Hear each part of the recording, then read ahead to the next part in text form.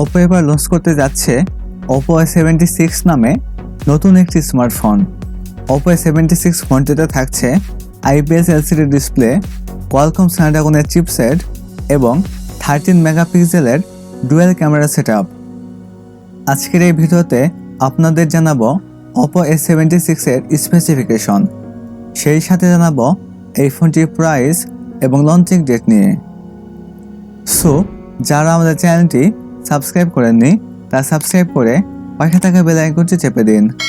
এতে করে আমাদের চ্যানেলের সকল ভিডিও নোটিফিকেশন সবার আগে পেয়ে যাবেন।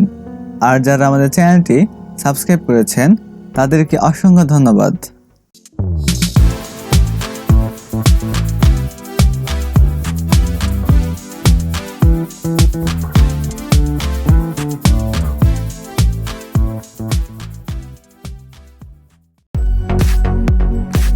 শুরুতে কথা বলা যাক ফোনটির ডিজাইন এবং বিল্ড কোয়ালিটি নিয়ে। Oppo A76 ফোনটি গ্লাস ও প্লাস্টিক বডিতে তৈরি, যার রিয়ার পার্টে থাকছে গার্ডিয়ান ডিজাইন, যা রিফ্লেকশনে অনেক রিচ কালার প্রোভাইড করে। ফোনটি গ্লোয়িং ব্ল্যাক এবং গ্লোয়িং ব্লু এই দুইটি কালারে পাওয়া যাবে এবং একটি ক্যামেরা বাম্পারের মধ্যে ডুয়েল ক্যামেরা সেটআপ। ফোনটির ফ্রন্ট পার্টে থাকছে ফুল ভিউ ডিসপ্লে, আর ডিসপ্লের বাম পাশে থাকছে পাঁচফুল ক্যামেরা সেটআপ। 189 গ্রাম ওয়েটের সাথে 8.4 মিলিমিটার থিকনেস থাকছে ফোনটিতে। এতে দুইটি সিম কার্ড এবং একটি মাইক্রো SD কার্ড স্লট রয়েছে। এখন কথা বলা যাক ফোনটির ডিসপ্লে নিয়ে। এতে থাকছে 6.56 ইঞ্চির IPS LCD ডিসপ্লে, যাতে থাকছে HD+ রেজলিউশন, আর ডিসপ্লেতে থাকছে 90 হার্টজ রিফ্রেশ রেট। এছাড়া এর সাথে থাকছে 269 PPI ডেনসিটি। এবারে কথা বলা যাক ফোনটির পারফরমেন্স নিয়ে। এতে রান করবে ColorOS 11.1 বেসড অন Android 11, আর চিপসেট হিসেবে ফোনটিতে থাকছে কোয়ালকম স্ন্যাপড্রাগন 680 4G, যেটি 6 ন্যানোমিটার আর্কিটেকচারে তৈরি অক্টা-কোর প্রসেসর। আর জিপি হিসেবে ফোনটিতে থাকছে Adreno 610। ফোনটি 6128 এই একটি ভেরিয়েন্টে পাওয়া যাবে এবং স্টোরেজ হিসাবে ফোনটিতে থাকছে UFS 2.1।